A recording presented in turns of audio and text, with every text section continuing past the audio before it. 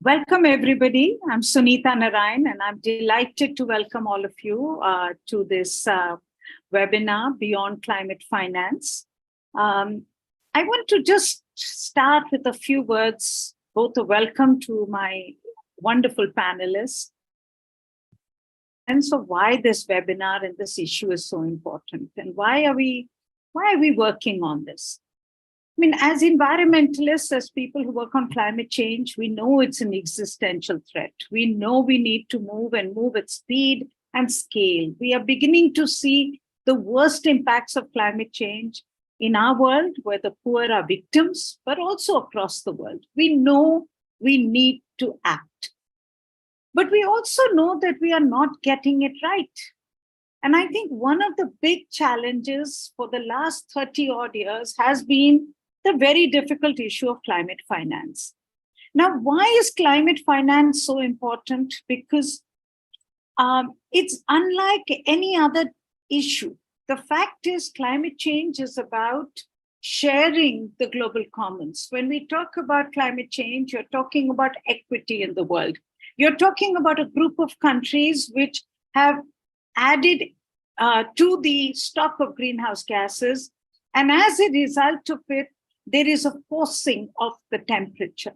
But we also know that the rest of the world, as it grows, will also add to the same greenhouse gas emissions. Which is why in 1992, when the original climate change agreement was signed, it was agreed that there would be a global compact. The global compact was that some countries would reduce, other countries would get the right to development, but, and this is the crucial but these countries would get finance and technology so that they could develop differently. Now, we know that in the last 30 years, we have that money has not come, the technology transfer has not come. The effort has always been to erase the concept of equity in climate negotiations.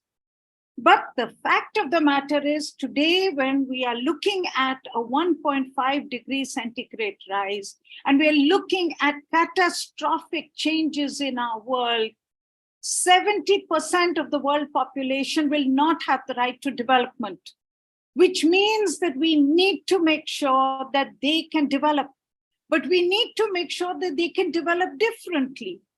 And this is really where the role of climate finance becomes so critical. This is why we need to talk about what is that finance that is needed for mitigation in our world, for changing the way countries develop so that we can grow, but we can grow without emissions. And that has to be part of the discussion. But along with this discussion, and I would like to thank both groups who have highlighted this, the Indian government through the G20, which has brought up the issue of structural changes in the global financial architecture, and Prime Minister Motley of Barbados, who through the Bridgetown agenda has given a rallying call to say that we need to talk beyond climate finance. And this is what got us, my colleague Avantika, who will share with you our findings. This is what got CSE thinking about this. Quite frankly, and I have to tell you, we were not working on this issue in the way we should have been. We were all tracking where is the $100 billion that was promised to us, and has it come, has it not come, and how do you account for it?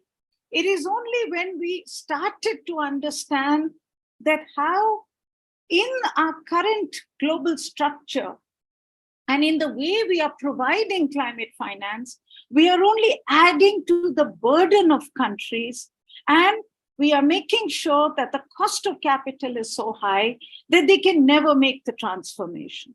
And this makes the need for that issue of tackling a reform of the global financial architecture so critical. So this is why we are here. This is why I just wanted to give you a quick reason why this issue is so critical, and why we hope that we will all stay engaged with this and find solutions. So a quick introduction of my amazing panel, our amazing panel. I will turn right after this to my colleague Avantika Goswami, who will give you a presentation on our report, Beyond Climate Finance. But then I also have Anupa Nair. Anupa Nair is a director at the Department of Economic Affairs in the Ministry of Finance, Government of India.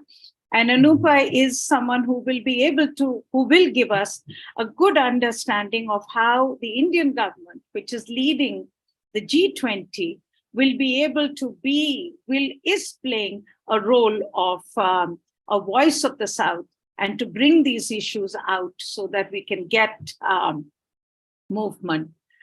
Pepe Badur is the director at the Bridgetown Initiative Unit and a special advisor on climate resilience in the Prime Minister's office in the government of Barbados. And I have just explained to you why the Bridgetown Initiative has really helped to set this agenda in the world so that we can find ways ahead. Lola Vallejo is the climate lead at IDRI. IDRI is one of the leading think tanks in Europe, and being in Paris and plays a very critical role in being able to help us to influence and to work to make sure that many of these issues become part of the asks and the demand that we have from governments. Lola also is the UNFCCC co-chair of the mitigation work program. And this is very critical because this is really where we need to plug the climate finance to make sure that we can get scaled up mitigation. Rishikesh Ram Bhandari is the assistant director of the Global Economic Governance Initiative at the Boston University's Global Development Policy Center. He is also the member of the Task Force on Climate Development and the IMF. As you can see, an amazing group of people who are working on this, and I hope we can have a good conversation and can find a way in which we can all work to amplify these issues. Avantika, the floor is yours. Thank you. I hope my slides are visible to everyone. Yes. Great. So good evening, everyone. I'm Avantika Goswami. I'm a program manager in the climate change program at CSE.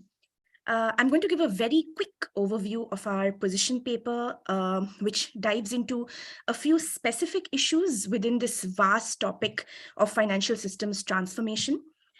So at this point, some of the things we already consider to be known. These things are obvious at this point.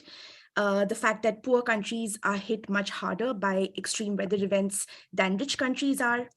We also know that currently climate finance is inadequate and it is heavily loan-based.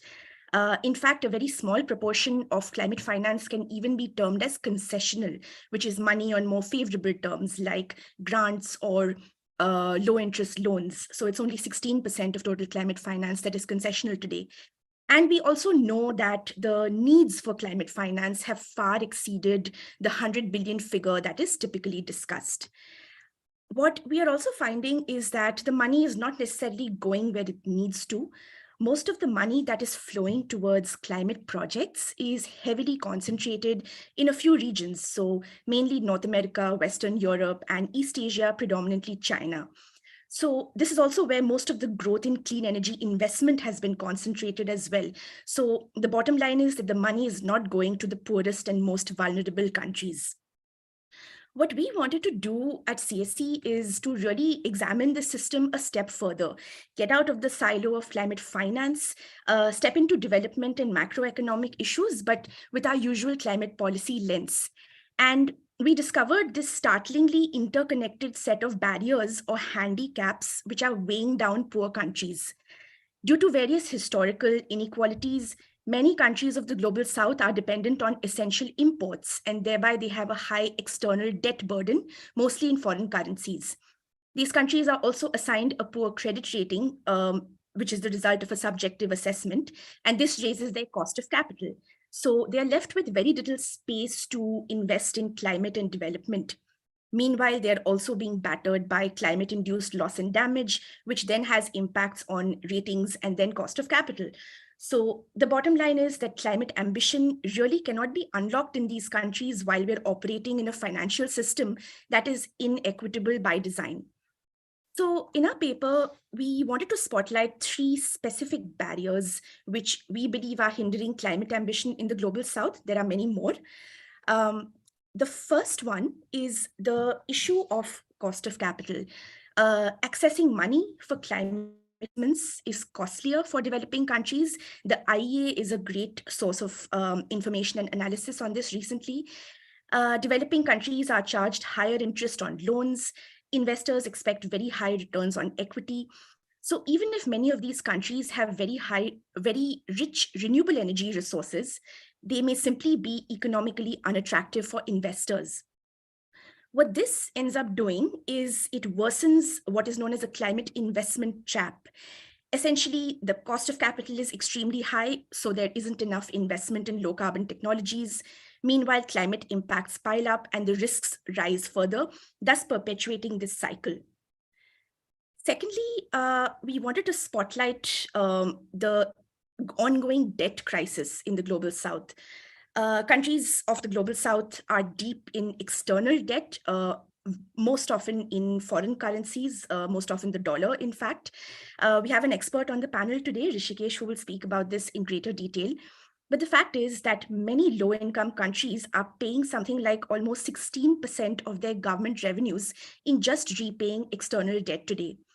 At CSE, we did a little comparison of how a typical low-income or middle-income country's annual debt service payment compares with the cost that they have put in their NDC to the Paris Agreement. And we found that for 27 low and middle-income countries, the annual cost of achieving the NDC is lower. So it is plausible that the climate ambition in these countries is being hindered by their debt obligations. Thirdly, and finally, we wanted to share some perspectives in our paper on this vast and very political issue of MDB reform. The multilateral development banks are an important source of concessional finance, but today they are excessively risk averse. They are also providing most of their climate finance in the form of loans, which is worsening the debt crisis. Moreover, there's now a push for their mandate to be expanded to make financial flows Paris aligned. And we are concerned that this could mean that a top-down set of criteria could be applied to further narrow funding streams to developing countries. Now, in terms of the way ahead, there are scholars and countries of the Global South who have tabled many proposals to address some of the challenges that I've mentioned. We view this particular mapping in our paper as a somewhat dynamic process. New ideas are constantly emerging. Some of the existing proposals are being updated. So this is by no means an exhaustive list, but our goal here is to show that there are solutions being proposed. So progress on these issues is now really a question of political will as well as adequate civil society pressure. So in conclusion, we think it is unacceptable that currently at UNFCCC forums, it's being said that developing countries do not want to take on more climate ambition. The reality is that most of them can simply not afford it. So as the technical and political debates advance this year, we want a few goals to guide the discussions. So firstly, there needs to be more additional and concessional finance flowing from developed to developing countries. Secondly, middle-income countries, where 62% of the world's poor reside, must be eligible for this concessional finance as well as for debt relief measures. The issue of Paris alignment of financial flows cannot undermine national sovereignty or reduce crucial funds that countries need for development. On the debt crisis, we need a comprehensive solution to address the crisis at a multilateral level. And as importantly as that, we also need to stop the creation of new debt through loan-based climate finance instruments. And lastly, we cannot depend on the private sector to take the lead on financing climate action. We believe that climate funding needs to be strategically driven by governments and, where appropriate, by multilateral institutions to ensure equitable allocation of funds to countries who need it the most. So thank you. This presentation will be uploaded on our website for anybody who would like to download it. Thank you, Avantika. Thank you. Thank you for a quick and very precise overview of your report.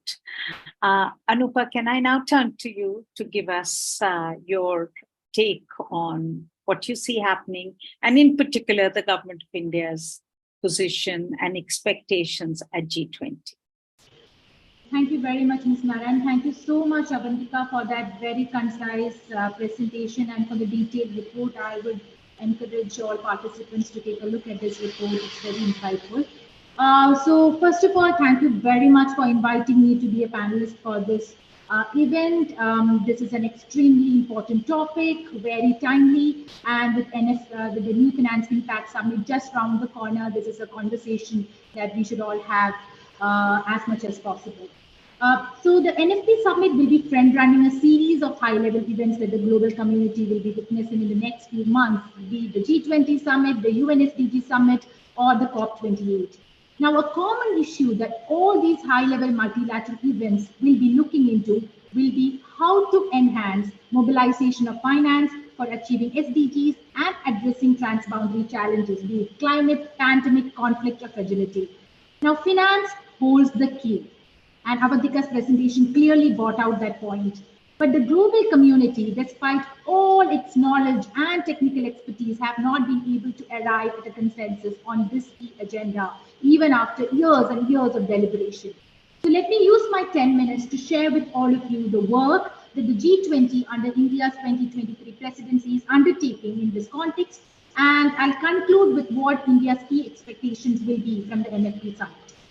Now, one of the key priorities of Indian presidency in 2023 is to explore options for strengthening multilateral development banks to address shared global challenges of the 21st century. Now, the MDB system, by virtue of its global reach and financial has historically been a critical line of defense for supporting crisis resilience and post-crisis reconstruction in much of the developing world. However, there has been an increased demand on MDBs in recent times, since they are being called upon to look beyond their core mandate of development financing and explore financing needs posed by the transboundary challenges. Now, the main question here is whether the MDB ecosystem has enough resources within its firepower to deal with all these financing demands that it has been called upon to undertake. Now, the G20 Independent Panel on Capital Adequacy Framework, now this was set up in 2021 under the Italian presidency, and they came out with its recommendations in 2022. So they came out with a concrete set of proposals wherein they suggested how MDBs can stretch their balance sheets by using their existing resources more effectively. So in 2023, under the Indian presidency, we are working, this is a legacy issue, we'll be carrying forward this issue, and we are developing a roadmap wherein which we are actually trying to understand how much uptake there has been in the MDB ecosystem on these recommendations and what more needs to be done to accelerate the effort. Now, while implementation of CAF recommendations can definitely enhance the resource availability, the moot concern is that given the scope and scale of transboundary challenges, should more be done? Does CAF alone suffice the ability of the MDB ecosystem to deal with these challenges that is posed before it? Now, this question becomes extremely pertinent in the context of the global south and its concerns. Many of the low-income and developing economies have significant concerns with the expansion of the mandate of MDBs from just financing their core development objectives to financing transboundary challenges. It is very important here to note that these countries are the major clientele of the MDB ecosystem, and they are concerned that an expansion of the MDB mandate without commensurate increase in MDB resources would mean reduced flow of development financing, which is very critical for these economies.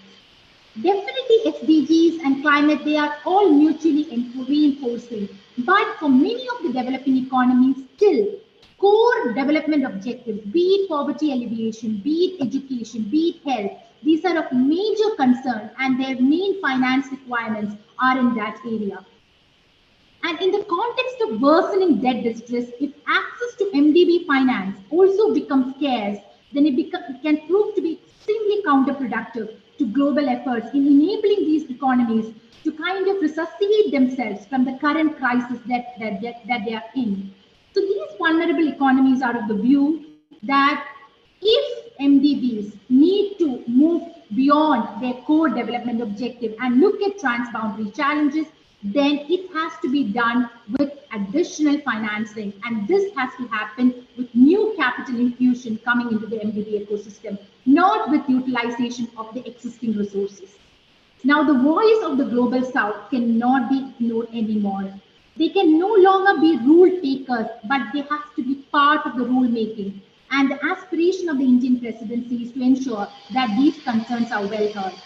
Recognizing this, in February 2023, when the G20 finance ministers and central bank governors met for the first time under the Indian presidency, the guidance was loud and clear. There is a need for a comprehensive reform approach to the MDB ecosystem, and this would need concerted action. It was in this context that the Indian presidency set up a G20 expert group on strengthening MDBs, and they will be submitting their report to the Indian presidency by the end of this month. There is considerable interest among the global policy community on the outcome of the EG's work. The group is expected to provide guidance on developing a G20 narrative on the MDB reform agenda that is ambitious as well as pragmatic and balances the concerns on both the borrowing and the donor countries. Now, the key objective of this group is to develop a roadmap for an updated MDB ecosystem for the 21st century, touching upon all aspects of MDB reforms, including but not limited to the vision, the incentive structure, the operational approaches, and the financial capacity, so that MDBs are better equipped to finance a wide range of SDGs and transboundary challenges as well. Now, we should also be very aware that in the context of the new age challenges, we need the MDBs to work together as an ecosystem. They can no longer work in silos. So this is another aspect that this expert group will be looking into to explore how, the MDBs can work together, how we can encourage coordination among the MDBs to help them address and finance global development and other challenges more effectively. Now, let me conclude with what our expectations are from the Paris Summit coming up in a few days. First and foremost, any discussion on MDB reforms, while we talk on innovative practices, innovative financing, the cost of MDB financing cannot go up at any cost. A lot of the low-income and developing economies are major clients of the MDB ecosystem, as I said before, and one major ability of MDBs is to leverage capital from the market at very competitive rates and pass it penny to penny to the low-income and developing economies. And this access to low-cost financing is very critical for the development objectives, for these countries to fulfill their development objectives. So one important requirement as far as India is concerned is MDB reform conversation good, but this has to happen in a way that the cost of financing doesn't go up in the name of innovative financing practices. The next one is capital increase. We are for all efforts that are needed to help MDBs stretch their current balance sheet and use their existing resources effectively. But capital increase is inevitable. The scale, the scope, and the requirement of the global development financing is so huge that we can no longer afford to have just reforms at the periphery. We need massive reforms, and for that we need capital infusions coming into the MDB ecosystem. And the last one is something which I will take off from what Avantika said on concessional financing and middle income countries. See, I like the phrase that the presentation used, which is stop, divide and conquer tactic. We are all together in this. It is not MIC versus LICs. We are all together in this. And definitely the access, there is no doubt that the low-income countries need to have primary access to concessional financing because their needs are huge. But MICs also require concessional financing, and specifically for climate action. And investing in climate action by middle-income countries can have significant impact at global level. Studies have shown that sustainability in MICs is central to achieving global development targets, and well-designed and targeted projects in MICs can yield significant environmental, social, and economic returns globally. So when we talk about concessional finance and MICs, we require bespoke, mechanism, technical incentive structures that is, conducive to the MICs to have access to the concessional financing from the MDBs. And for that, we require MDBs to have more resources so that they can provide this concessional financing requirement of the middle income countries. So these would be the three expectations that India will go into the NFT summit with. I stop here. Thank you. Thank you, Anupa. That was very clear, and thank you so much. And we really are looking forward to India's presidency. It's very key this year. And we do believe that the role that the government is playing is very critical in being and amplifying and solving the very important issue of the southern countries. Pepper, can I now ask you, please? Absolutely. Thank you so much. And Sunita, thank you very much also for the invitation. It's difficult to follow Avantika and Anupa because I think they have outlined many of the points that I wanted to cover. But if I flip that on its head, I think the other way of looking at it is that there's tremendous alignment, right? So CSE is a think tank, Anupa representing Government of India, myself representing the Bridgetown Initiative and the Prime Minister's Office of Barbados. But I would also say that many of these points are also covered by groups such as the V20. So we're at a pivotal moment where there's alignment in thinking, there's alignment in messaging. I think there's alignment in asks. We are perhaps moving from the macro to the meso level where we're getting more and more specific. And I think as Anupa outlines, looking at that G20 working group, specifically what needs to happen when we say MDB reform, specifically what type of money do we need when we talk about private sector. So I think we get more and more into the details, but what's critical is that that umbrella terminology is consistent. And I think we're already at a point where the messaging is tight, which is excellent. I just wanted to add a couple of points. I'll go into a bit of an overview of the Bridgetown Initiative so that everyone is clear on what our asks are. But again, these are much of what has been said before. But I just wanted to point out something that Avantika mentioned. If I recall correctly, Avantika, you said, many countries have about, 16% of their GDP is going to debt repayment. If you look, again, disaggregating this, if you look at small island developing states, of which Barbados is, of which my country of birth is, but so are many other countries, that are not limited to the Caribbean. Between 2016 and 2020, small island developing states are estimated to have received $1.5 billion in climate finance over that four or 5 year period. Over the same period, they paid over $26 billion in debt service. So I think those two figures alone, I think, tell the story, right? This is not a middle income, low income, small. This is a finance in versus debt service out. And if the mismatch is an order of 10, we're already starting not even on the back foot, right? We are so far off the same starting line that it's very, very difficult to catch up. And I think that is the starting point for the Bridgetown Initiative to say there's this fundamental mismatch and we really need to address that. I think a second macro-ish point that I would mention is that, we talk about climate funding needing to be allocated by the countries themselves so that we're not subservient to institutions. Another angle to that is that I don't think finance should be linked only to specific projects. There's a language that I use, which is we have the projectization of development. Anyone who has a background in systems understands that you can't say, well, we fund this project, then we apply, and we fund this project, then we apply, and we fund this project. Then we need to start thinking much more holistically into funding pathways. And that means that we need to move away from the 5 million project, 10 million project preparation, 30 million, to look at how are we going to finance $500 million or $1 million over a 10-year period, so that there is commitment that allows planning to happen over time, so that it is not disaggregating a problem that is fundamentally linked and expecting that you do one, spend 2 years getting more money, do the next, you lose the synergies and you lose the vision, which is, frankly, the long-term development pathway. So back to those two small but important introductory points, let me just share my screen quickly in the hopes that this all pops up perfectly. So, Pepe, your voice is breaking. Is it my system or is it? Oh dear. I hope it is not mine. It says it's a little in and out. Yeah. Possible issue on my side. So maybe can you hear me okay now? Or is it? You could try Yeah, switching off your video. Yes, let me turn off my video. Yeah. much Let me better. turn off my video. Yeah. It's better? Yeah, much Okay, better. I'm very sorry about that. I think it started when I tried to share my screen. So let me put the screen up and make Yes. sure that it is clear. Are you able to see it as a full Yes, we are. screen? Yes. Okay. Perfect. So again, messaging is very consistent, which is we need urgent and decisive action to reform the international financial architecture. In a nutshell, that's what Bridgetown 2.0 speaks about.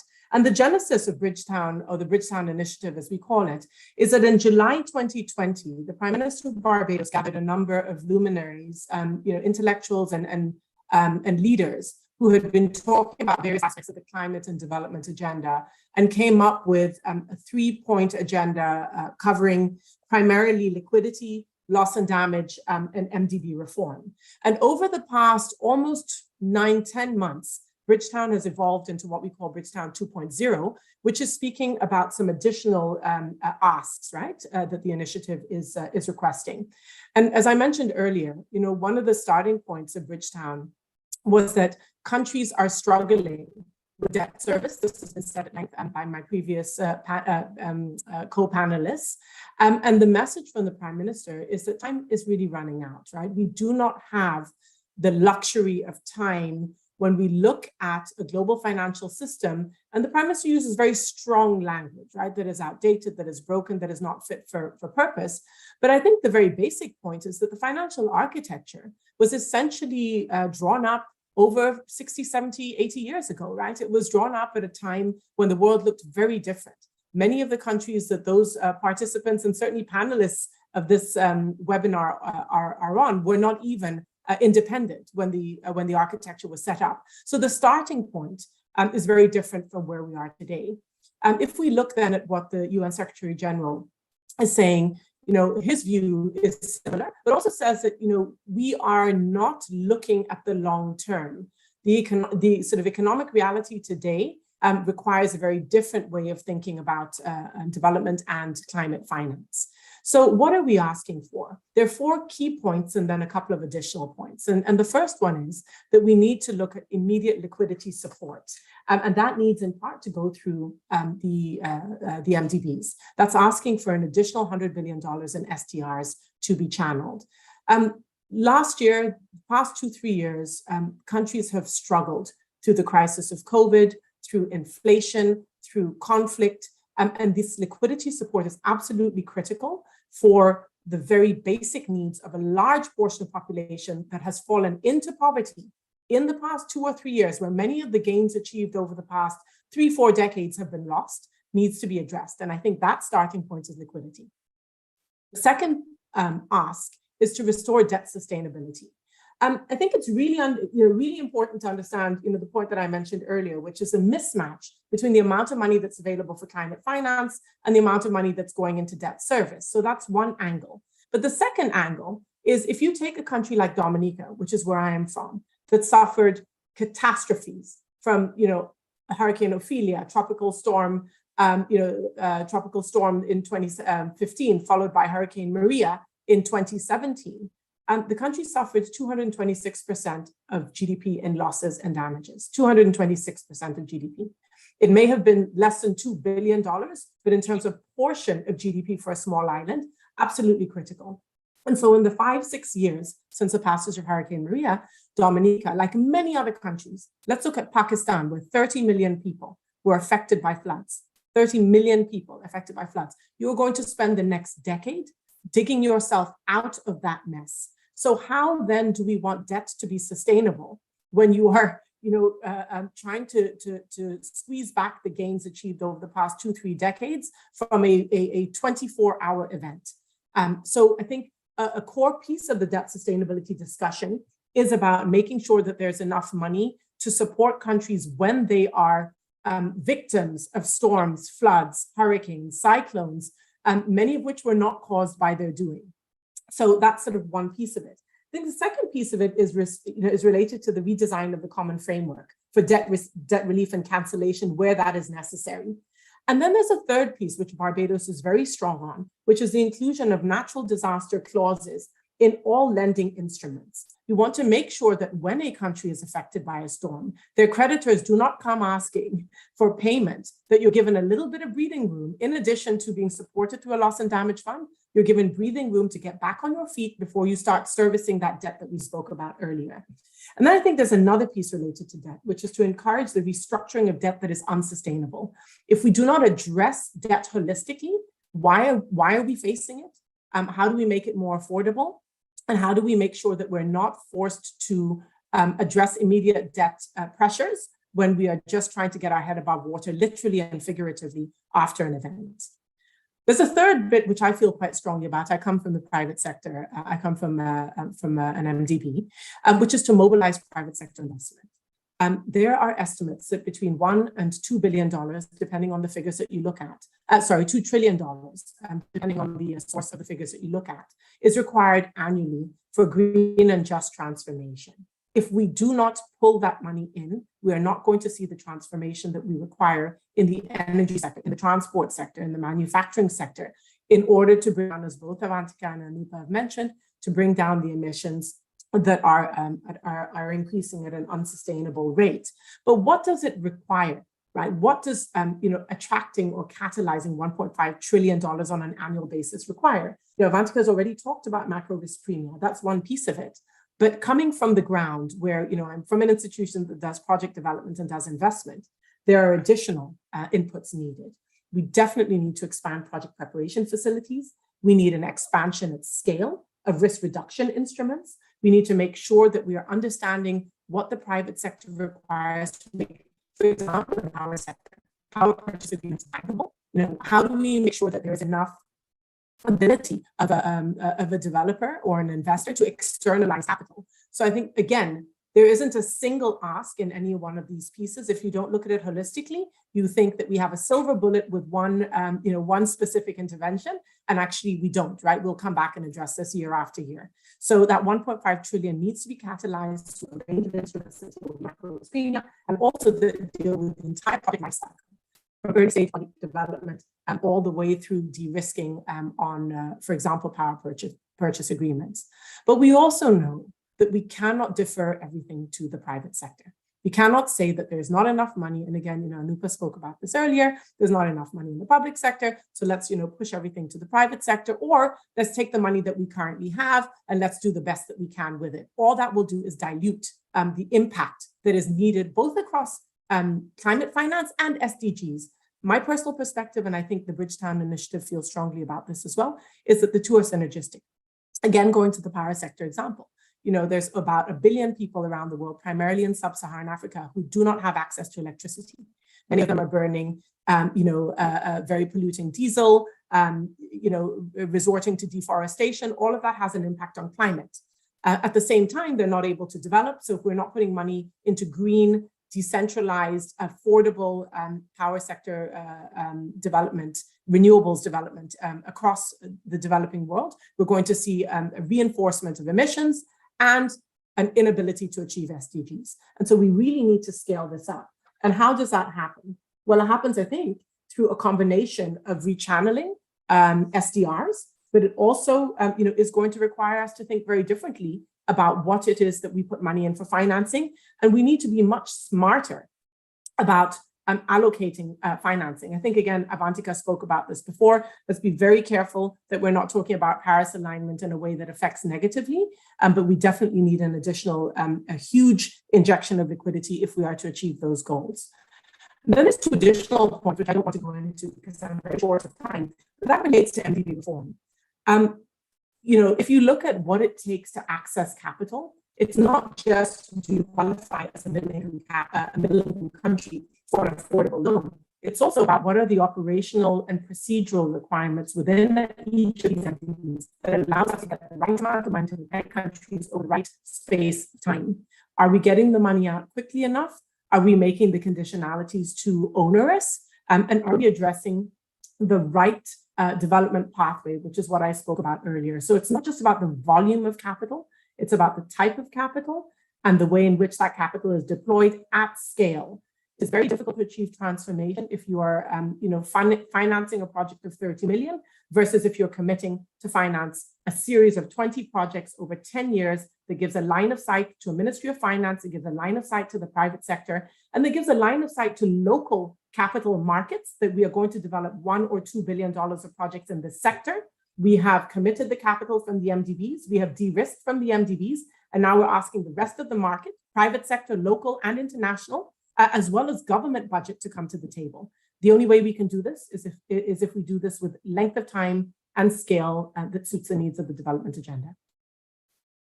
Thank you. Thank you. Thank you. Thank you so much, Papir.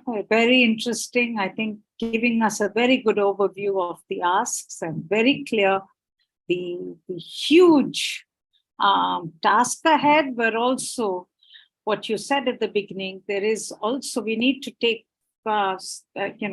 some faith in the fact that there is such a momentum for change right now and such an alignment in positions.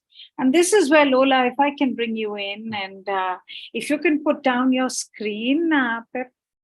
Lola, if I can bring you in. Oh, sorry, it's for whatever reason, it's not on sharing. Oh dear. No problem. Let me try. Apologies. No problem.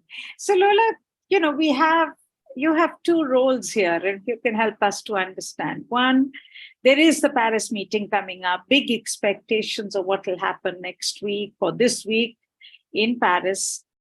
You've heard from both Anupa from the Indian government as well as Pep from Barbados. We know the problems, but there is a momentum for change. So what do you see happening both in Paris, but then also the big task that you as a co-chair have in terms of climate finance for mitigation? Both come together very well. So please, Lola. Thank you so much for these excellent presentations. I think everything we've heard really just emphasized the need to tackle all the challenges together, be it eradicating poverty, investing in infrastructure, and also the climate challenge with its different facets, investing in low carbon development, adapting to future impacts, and also responding to realized impacts through losses and damages. And I would say, at least from an outsider, but seeing it as a French civil society organization, I think at least the merits of the summit this week is it asks the right questions. And in terms of agenda setting, I see it as bringing different strands together. I think it's kind of straddling across the UNFCCC forum, but also discussions held in the IMF and World Bank stakeholders meetings, as well as discussions held in the G7 and G20. And as the past presentations have talked about, there's a lot of ground to cover. So I think in terms of, what can we expect from it, which is probably a key question. It's hard to read in the tea leaves, but I think probably a really important urgency that this summit is at least trying to address is, at least talking about the hard questions and acknowledging the missing of past promises, but also hopefully trying to address those by giving credibility to past promises which have not been met. So, again, I can't speak because I don't know what will come out effectively, but things like meeting already promised SDR allocations, or having a broader group of countries pledging to include natural disaster suspension clause in their debt instruments seem like important to make some progress. I think there's another time horizon that this summit could be useful for, which is kind of recognizing the leadership that we've started to hear from India, and then also recognizing that the next G20 presidency of Brazil will be extremely important to continue to move the needle on a lot of these discussions. Again, if I had to kind of take a wild guess, I think that the question of debt is going to stay with us for long, and is definitely not going to be solved at this summit.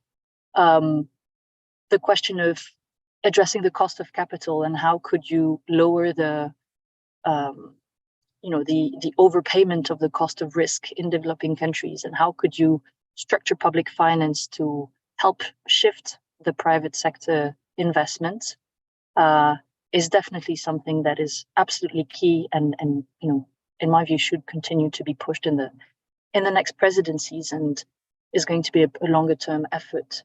There's, of course, other more structural discussions about the very institutions themselves and the kind of governance system. So as many people have said, these are post-World War II institutions, where a lot of the countries that we see today weren't even independent. So, these institutions are almost unfair by design. And so, the discussions about how for the Western countries to willingly cede some of the sovereignty and some of the influence to make a fairer system is going to be an important, but of course a difficult question that might take a bit longer. So this was kind of a broad spectrum of a lot of things that will be discussed. I'll say one last one, which is about the new sources of finance. I think when you put together all the challenges that we're facing, it's been said also by Avantika when she listed all the potential proposals on the table. But I think this question of having, polluter pays principal taxes is something that was started to be floated around in the UNFCCC forum. And I think, in my opinion, that's one of the areas where the summit can move the needle, because otherwise this is a question that will kind of fall through the cracks of the kind of diplomacy that you have external to the UNFCCC. There's a process within the UNFCCC to continue discussions on that. But of course, we know that it's always more effective if you have a strategy that is both within and outside the UNFCCC. Which brings me to my current mandate. So since March, I've had the honor of being appointed co-chair with Amr Osama Abdelaziz from Egypt.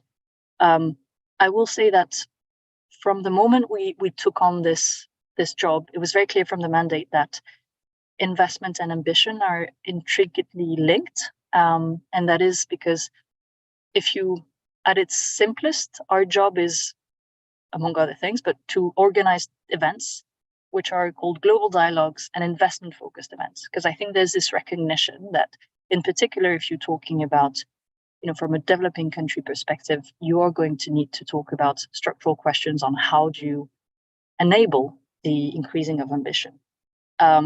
And again, all the presentations and the recordings from this day are available online, and I'd encourage viewers to look at them if they want. We had, for instance, the IA giving a presentation very similar to what Avantika lifted about the fact that clean energy investment is accelerating, but profoundly unequal. And 90% of it goes to developed countries and China.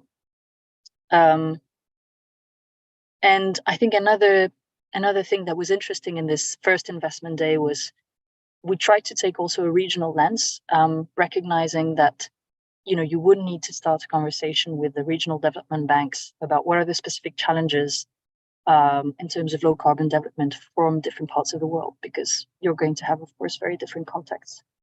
So I think this is a start, something that needs to be continued. We've had rather positive feedback on the regional approach, for instance.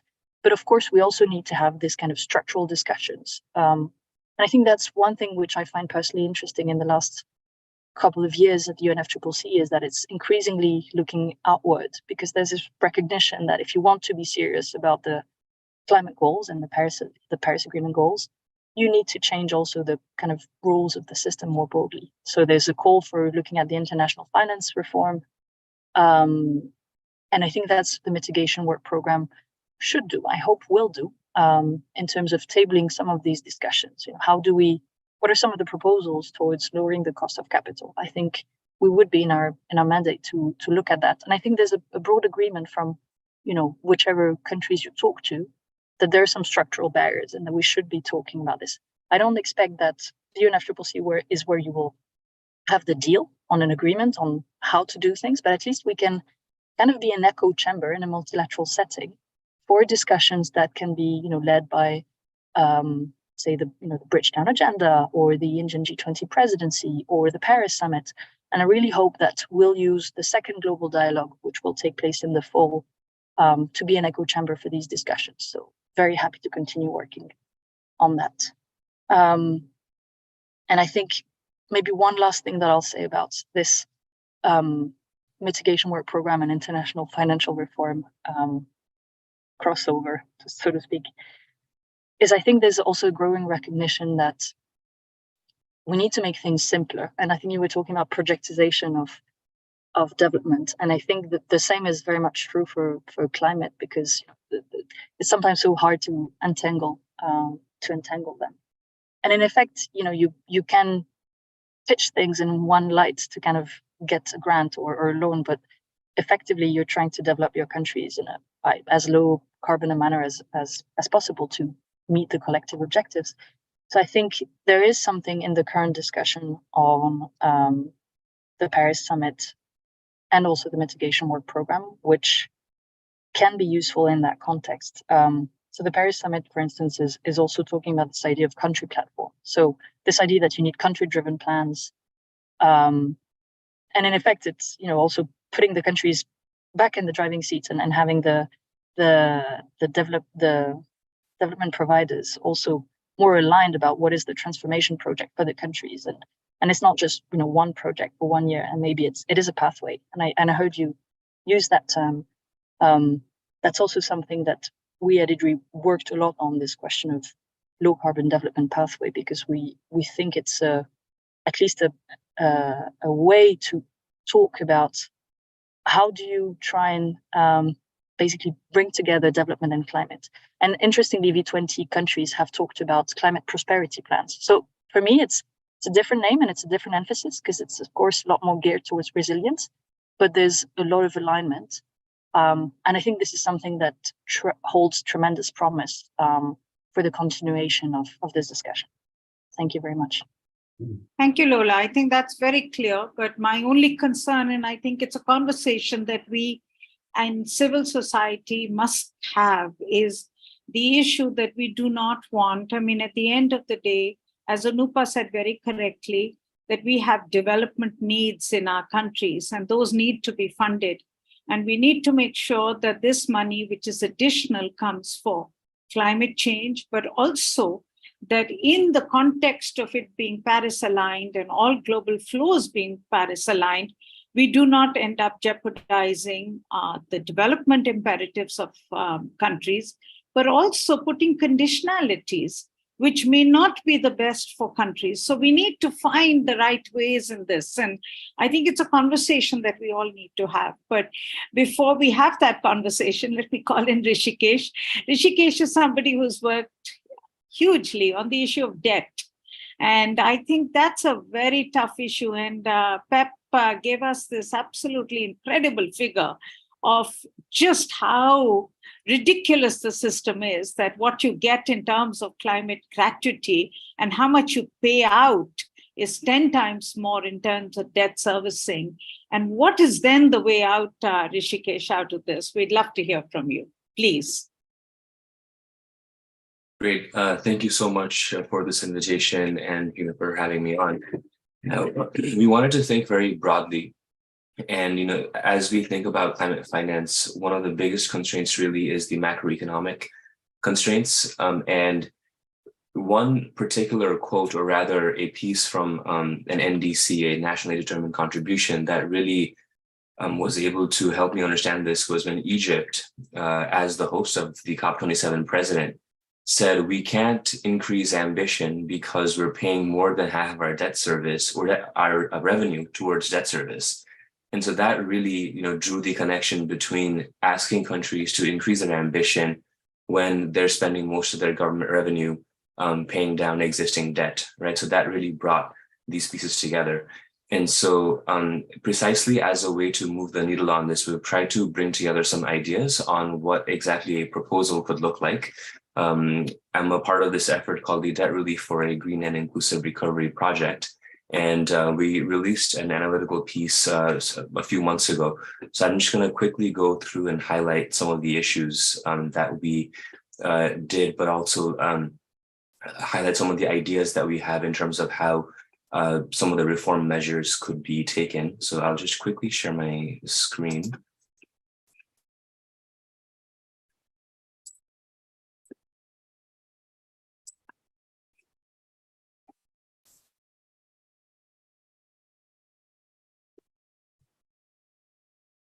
Great. Hopefully you can see my screen now. Yes. Okay, great. So the report that we released is called Guaranteed Sustainable Development, and this is it's a partnership that we have with the Heinrich Böll Foundation as well as SOAS in the UK. Let me just go over some key findings because I know I don't have too much time. But one very important, top line finding is that sovereign debt has increased for emerging markets and developing economies from 1.3 trillion to 3.6 trillion over the course of the last from 2008 to 2021. What we also find is that climate vulnerable countries have some of the most significant debt distress. And I'll show you a chart in a bit, but climate vulnerability strongly correlates with lower sovereign borrowing space. Now, when we looked at which countries are in need of debt relief, we put together lists from UNDP as well as the IMF, and it's clear that haircuts, or in other words, debt relief, has to amount between 317 to 520 billion in debt relief for it to reach sustainable levels. The guarantee facility, which we propose, and I'll talk more about this, can be a way in which countries are incentivized, but the total envelope for that needs to be between 371 to 61.9 billion. Immediate suspension should be around $30 billion, and I'll tell you exactly how we get this figure, but this is a way to make sure that there is speedy and timely debt resolution. So to start with, the international architecture that we have on debt relief has three major problems. Number one, middle-income countries are not eligible, right? So right there, you have a problem in terms of eligibility. And as we have seen, a number of middle-income countries are facing high debt distress. So it's important for the architecture to ensure eligibility, number one. Number two, the G20 Common Framework, it's not equipped with the right tools to compel all creditors to come to the negotiating table, right? And I'll show you in a second, one significant change that's happened over the last 20 years is that private bondholders are a very significant actor in this regard. And if there aren't tools that bring these actors on board, there is a pretty big gap in the system. And finally, when we talk about how much debt relief should countries really get, that calculation does not adequately reflect the climate change needs or the development imperatives. And therefore, the total reduction is very conservative. And therefore, there's a need to bring that into the conversation as well. But we know, some of these statistics on the left-hand side, which I think is common knowledge to all of us, that the size, that the gap, the climate finance gap is huge. According to the Songway report, $1 trillion in external financing is needed by 2030.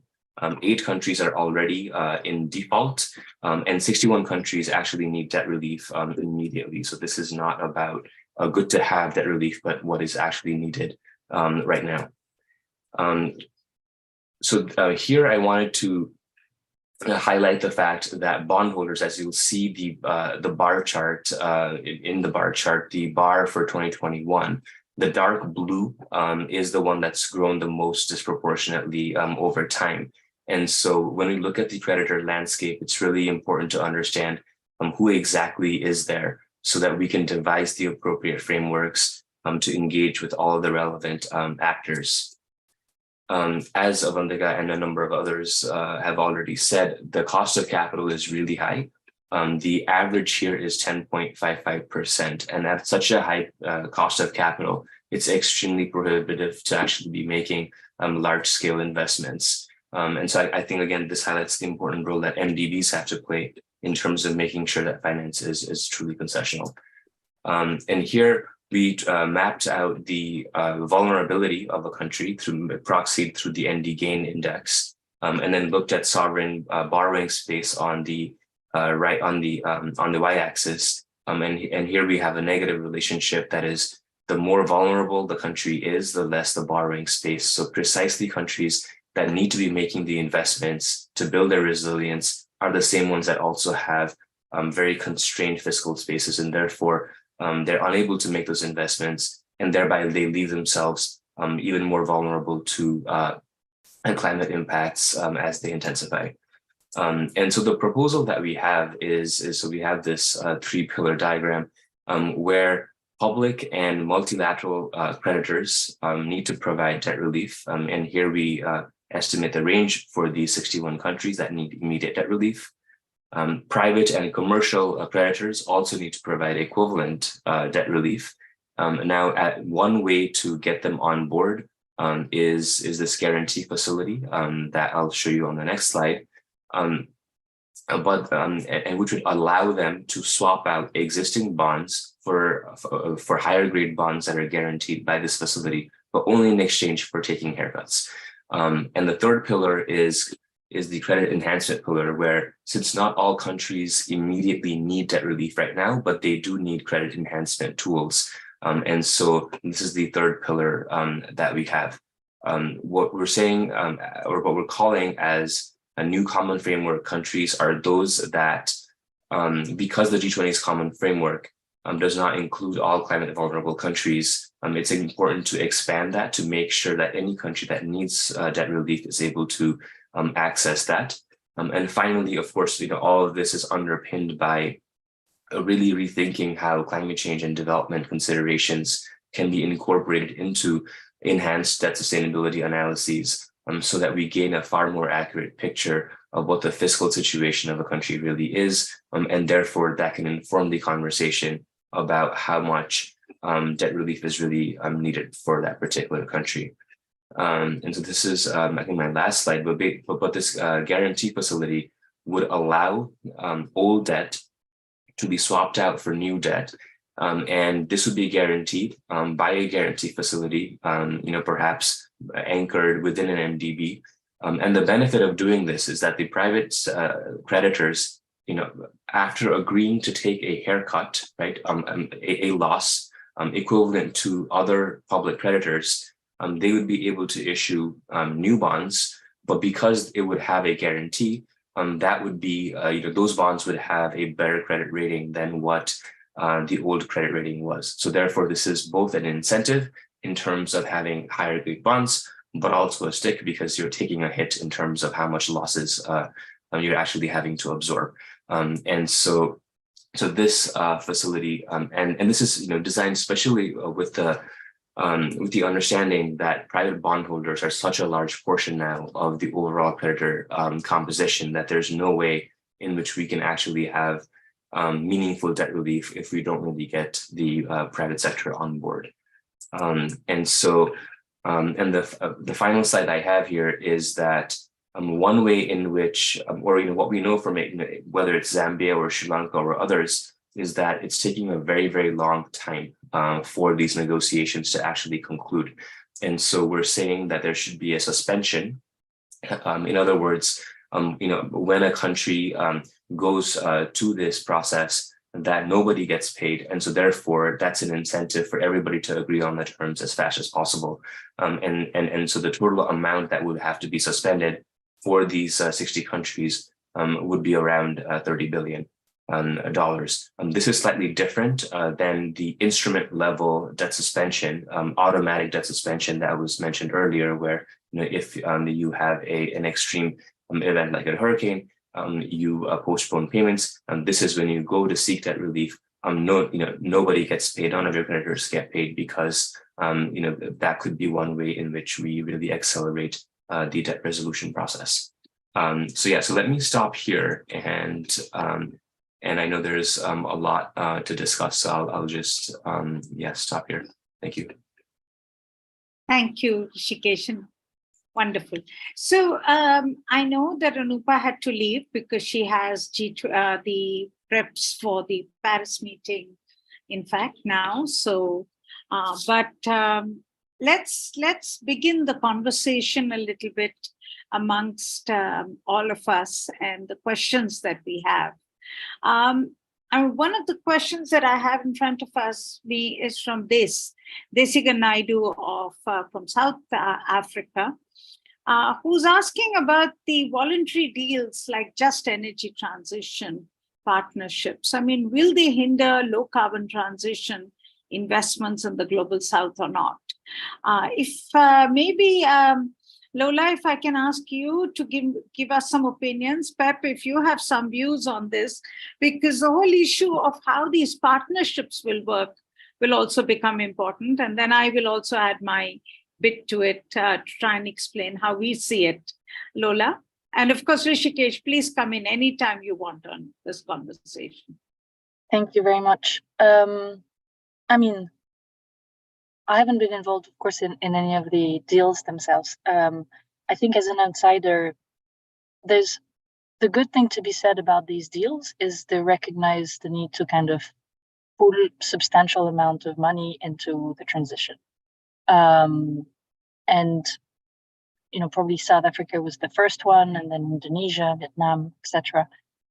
I was mentioning earlier in the investment-focused event that we held under UNFCCC, we presented 2 case studies, the Indonesian Finance Ministry talking about their GNP, and the EBRD talking about NOAFI project led by Egypt. I think the interesting thing about Egypt is it kind of encapsulates a lot of the problem we've been discussing. The currency was devaluated 3 times since the beginning of the year and have tremendous currency risk, but still managed to, you know, through a targeted support of public money from development banks, managed to raise a lot of private finance that allowed them to decommission gas power plants, and invest massively, you know, more than double the amount of coal plants that they decommissioned in renewables. So I think there's definitely some good stories to be had, but of course we hear that there can be some implementation issues depending on, you know, when you lift the veil on, you know, how were these deals cooked and you know, who came first? Do you have a plan? What is the institution on the ground? And so it's not simple and it's not rosy, clearly, in all context. And I think another issue with these deals is then, of course, the question of should we do them for all the countries in the world? And there's probably, you know, I don't know that there's a call or even enough public money to say, yes, everyone will get their own just energy transition partnerships. And another thing that might be said is, why just energy? You know, because you also have huge needs in terms of, say, transport infrastructure, waste infrastructure, transition of the agricultural sector. What about resilience? So we've heard also a lot of calls for diversifying the kind of, you know, having a big pot of money is good, but I think it's only a recognition that in the current climate emergency, these deals were led by the recognition that some countries weigh more in terms of the relative share of emissions and the weight that their development pathway has on our collective ability to meet the climate targets. And I think that's also why, you know, these deals were made the way they were made. And these countries were selected, but that, of course, doesn't preclude the discussion from, you know, broadening beyond other countries and other sectors. Okay, Pep, any words? Sure, thank you. Because it's very important from the perspective that you've taken up. Yes. Oh, I'm so sorry. Can you hear me okay? Yes, we can. Apologies. Yeah, no, I do agree with Lola, but maybe adding 2 additional perspectives. One is that, and let's take the case of South Africa. One is to say that, you know, South Africa over the past 8-10 years, beginning around 2010, added 6,000 megawatts of renewable energy, a combination of solar PV, wind, you know, concentrating solar CSP, and a number of other technologies to their grid. And for an economy that was largely, essentially coal-based, that's a very large addition, particularly in the context of Africa and Southern Africa. It may pale in comparison to India or China, but it's a huge amount of renewables. And also conceptually, for a country that had built a large part of its economy on mining and on coal, just the mental transition to renewables, especially 10, 15 years ago when the price of renewables was low, but nowhere close to as low as it is today, they took a big leap of faith into the sector. And they were able, through their renewable energy IPP program, which is frankly, documented in many cases as world-class in terms of how they managed the procurement of large amounts of multi-technology renewables, was really, really exceptional.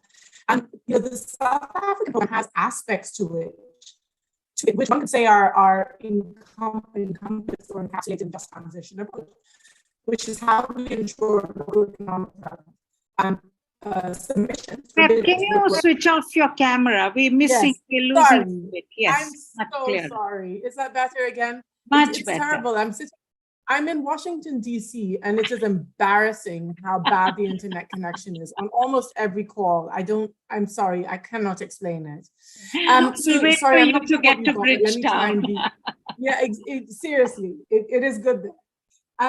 So just to maybe recap very quickly. So South Africa has had this program for a number of years, 6,000 megawatts added. But what's notable, not just in scale and the range of technologies, is that the procurement looked at three things. So obviously, the technical strength of the bidders, the financial cost or the financial proposals, but every project was also assessed on the basis of its contribution to local economic growth and other community-related factors, right? So it's absolutely key. And one could argue that a lot of that is, particularly this transition and this community angle and social well-being is encapsulated in the sort of JET-P approach. It's not all of it, but it's definitely considered.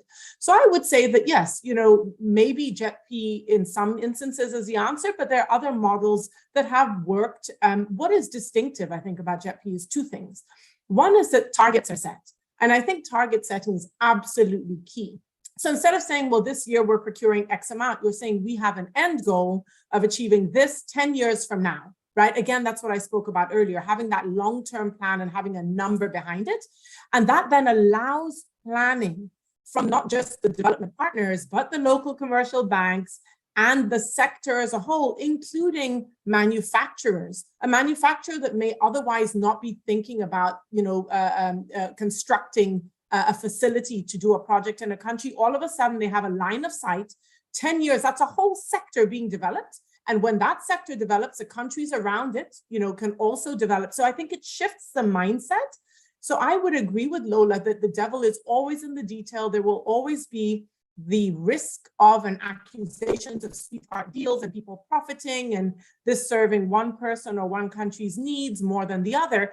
However, from the private sector perspective, the line of sight, planning ability and ability to think about where you're putting capital is key. So I think one always has to look at things as glass half full and half empty. What are the risks?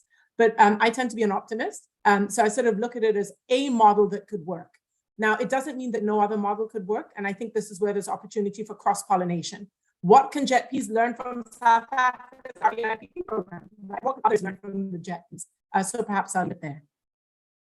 Thank you, Pep. If I may, Rishikesh, before I ask you, if I may sort of add my view to it, I agree, Pep and Lola, we need to look at this as a possible model and we need to see how we can, but we need to understand where the real fundamental flaws in JET-P were, particularly in South Africa. It has been slightly improved in Indonesia, but there are still major issues that we need to look at as mitigation, particularly in the energy sector, will become critical. One, if you look at South Africa, very much along the conversation we're having, and that's why I'm so glad that Desigan has asked us this question, a lot of the South Africa JET-P was actually loan and not grants. Now, in a country like South Africa, which has already got a very high debt burden, you're only adding, exactly as we started off with saying, you're adding to South Africa's challenge of using climate as, in fact, an added burden on a country which is struggling to return, even has already got a very high debt servicing ratio. So I think the one thing that and that was improved in Indonesia, where a substantial proportion was grants and not loans. So I think in that sense, we have kind of learned, but not enough. Because the other big issue for JETP really is the issue of cost of finance. It's easy for us, and that's exactly why this paper that we have done and the Bridgetown Initiative, and I first heard this from Prime Minister Motley, and that's where I began thinking about it, is really the cost of finance. Because if we are talking about renewable energy, and for South Africa to make the transition to renewable energy, but if the cost of capital is so high, the cost of energy becomes that much higher. And the cost of debt repayment then becomes an added part of the challenge. But the cost of energy in our part of the world is part of the affordability challenge. So if the cost of energy is high, we just cannot afford to make the transition. So that becomes a very important part of the conversation we must have when we discuss JETP like partnerships in mitigation as we move forward. And my last point with JETP is a little more fundamental. The fact is, we in our part of the world are going to augment our energy supply. Country like India needs to double our energy between now and 2030. We have real energy poverty in this country, and that is completely unacceptable.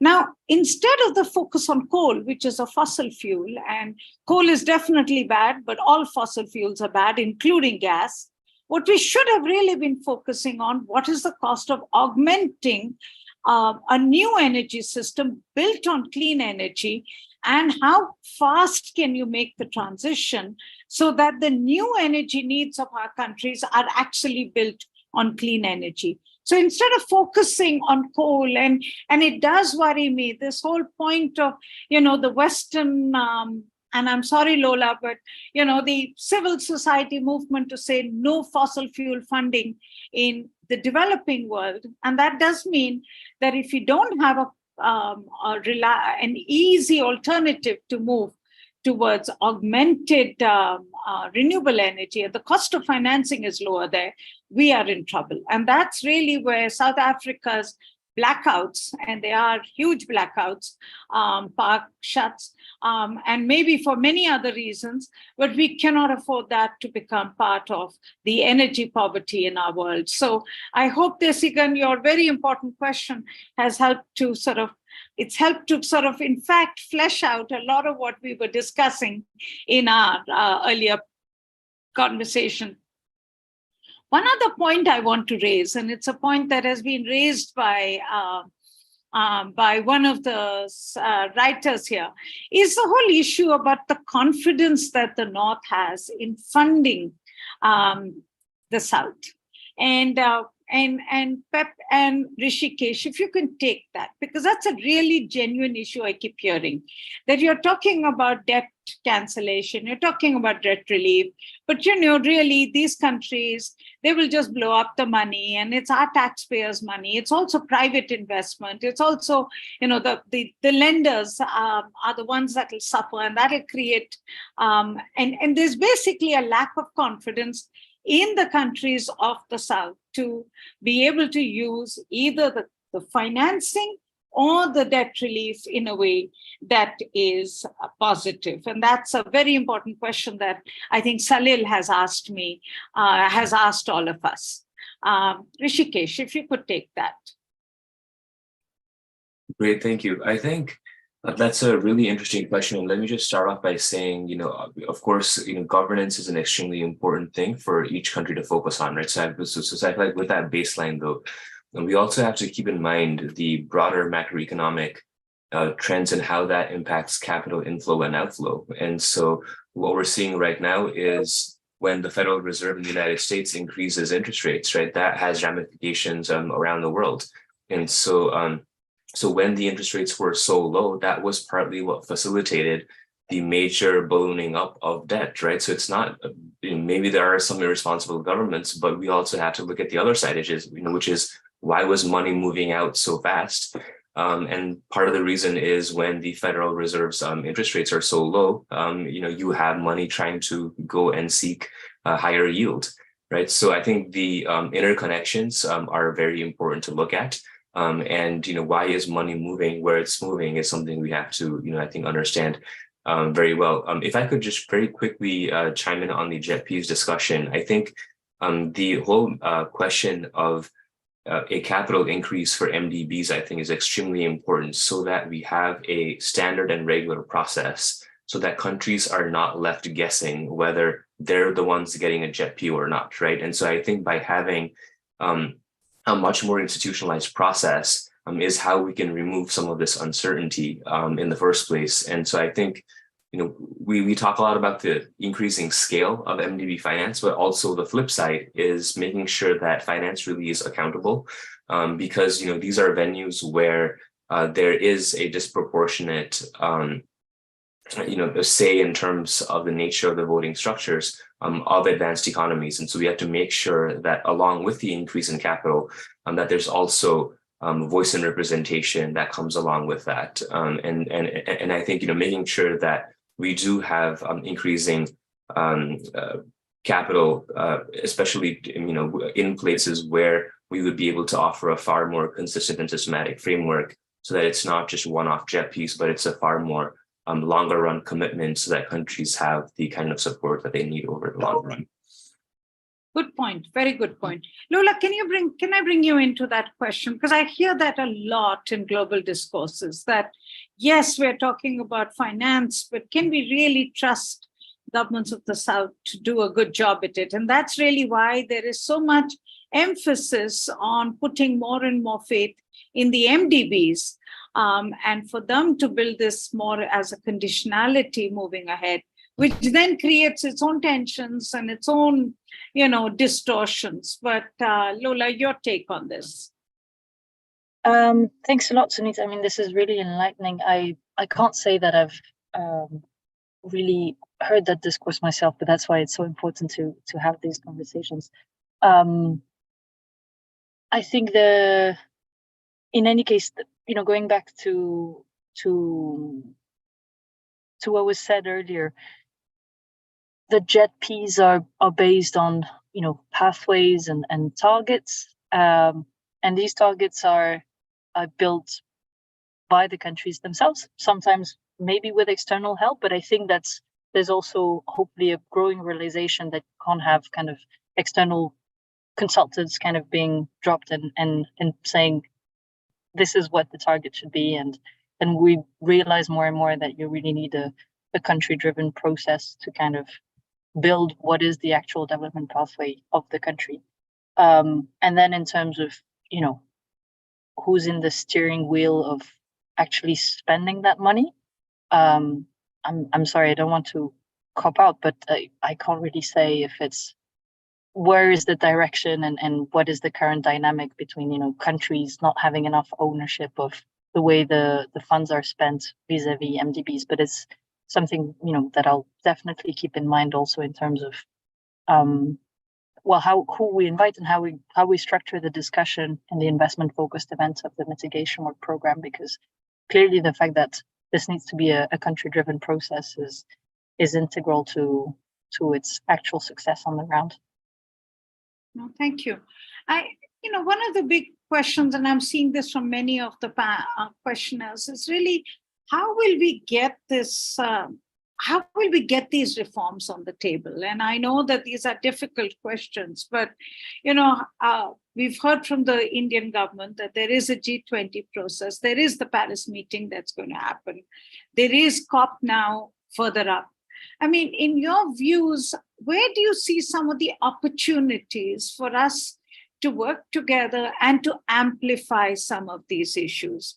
Avantika will be in Paris this week, and I'm hoping that she will also pick up on where do we see some of these opportunities? How do we work to make sure that these voices become stronger? Because this is not an issue which is just about reaching 100 billion, but it's really about making sure that countries have the capacity for real change. So where do we see this? It's a difficult question, but Rishikesh, with all your experience in the issue of debt, working with groups across the world, where do you see some of this happening? Give us some clues. Great, thank you. So I think one thing we have to remember is that the multilateral development banks, the report of the G20 on the capital adequacy frameworks, that came out of a G20 process, right? And so it was an expert panel. So and so now, we're talking about reforming the MDBs, implementing those CAF measures, because of this official process that actually paved the way for that. And so I think, we also have to institute something similar on debt. I think, given that the G20 Common Framework itself is not really fit for purpose for the reasons I outlined. And so I think this is one area where the Indian government, as well as the Brazilian government, which will follow, where they have, truly a very big opportunity to say, is our debt architecture really working or not? And perhaps even set up an expert panel that will provide the recommendations for how exactly we can really, make these reforms happen. And so I think, based on how these previous experiences have taken place, I think the Indian government has a very big opportunity to set in motion something that can actually help, fundamentally, reform the debt architecture system. Thank you, Rishikesh. Thank you for bringing us back to ground and saying some deliberate steps need to be made, and the huge role that both the Indian government and then the Brazilian government have, and then South African actually, to make sure that some of these things get fixed. Lola?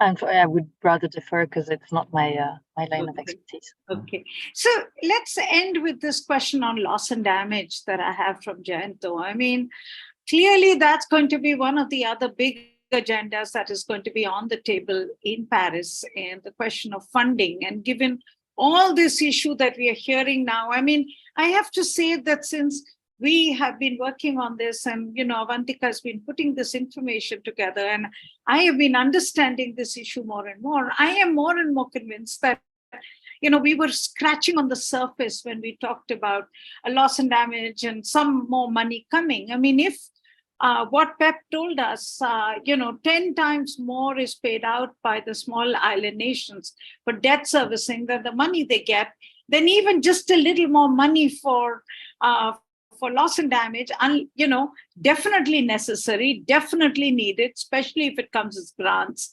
But we clearly need to make sure that the loss and damage fund also understands these linkages between debt, between the MDB, between the need for grant financing and not for loans. I mean, the figure that we have in the report, which I found, in the case of Pakistan, which we all talked about so much of the floods in Pakistan, and yet the bulk of the money that went to Pakistan was in the form of loans. And Pakistan, we know, is a highly indebted country. Pakistan is also desperate, like most other countries, not to renege on its debt servicing or not to ask for a debt restructuring plan, because today debt restructuring means that your credit rating goes down even further. Your cost of capital goes up even further. So all those things become so critical when we talk about the loss and damage issue, which I hope will come up, which must come up this COP, and hopefully we will find some answers. But do you see, Rishikesh and Lola, do you see the conversation on loss and damage getting informed by the more structural issues on finance that need to come in as we consider loss and damage? Lola? Thanks a lot for this great question. I mean, for me, the outcome that we had in Sharm el-Sheikh at COP27 is partly, I mean, it's not surprising that also this call for this summit also came at the same COP where there was so much talk about loss and damage, because I think it's this conjunction of realizing that you have a bigger than ever problem in terms of meeting development needs, and a bigger than ever problem to meet the need for low carbon investment and reducing emissions globally. Same for adaptation, and then loss and damage on top of it. So it's almost like, the climate problem is split in three. And it's really, I think, really established itself as one of the key pillars for climate action. And I think that's also why no stone is left unturned in the current discussion. Of course, there's no consensus and agreement, and people pushing for different things and having different definition of what ambitious means. But, we're talking about having the balance sheet of MDBs going further, and also shifting the private sector and attracting the private sector massively, and talking about what could new taxes look like. And I think that's, from my perspective, I think it's the first time that you have such a conjunction. There's things like, taxes on pollution that have been around in the academic literature for decades, that have been floated out as potential options by some governments at the last COP. And now there's an actual process under UNFCCC to look at the existing architecture and to come up with proposals, or at least a state of the art of what could new sources look like. And I think that's very interesting. And also within the Paris summits, one of the working groups was focusing on basically the needs of vulnerable countries, which could be taken as, vulnerable to high debt and also vulnerable to climate impacts. So there's no loss and damage per se, but I think you'll talk about similar issues with different terminology depending on where you're looking at them from. So I think that's definitely something that is part of the agenda. How far this summit pushes the envelope, still remains to be seen. But at least there's a lot more discussion, at least, about what are the options, what's the feasibility, what are the political economy, what are the equity issues beyond, on their implementation, because, some of them have the potential, like any environmental measure, to be very socially regressive. So how do we address those impacts and plan them in advance? These are fascinating questions and very urgent too. Thank you, Lola. That's very good to hear. Rishikesh. Yeah, I will just add one thing, which is also asked the Secretary General to convene the heads of international financial institutions to talk about loss and damage, right? And so I think, of course, there's the negotiations on the fund, but we also have to make sure we're engaging with how other IFIs are thinking about loss and damage, how they can truly incorporate loss and damage into existing arrangements. And I think that's something that we really have to also focus on is, for example, what is the IMF? How can they bring the loss and damage thinking into the way in which their instruments are currently designed? And so I think we have to make sure we take the debate to, I think, other forums as well. So we're not just focused on a single fund, which, as we know, with the experience of the GCF, of course, it's great to argue and push for, but we can't expect just one fund to carry all the weight for what really needs to happen. And so I just wanted to make sure that we also kept in mind the rest of the IFIs and the need for those institutions to also take loss and damage. Avantika, any last words before I wrap up? No, I think all of our panelists have summed up. I think this whole issue of financial systems transformation is incredibly vast. It's kind of a million different pieces, and we've probably just kind of addressed a drop in the ocean. But the hope is that we can continue convening discussions like this and scaling up these demands through the rest of this year. So just feeling, I guess, optimistic about that.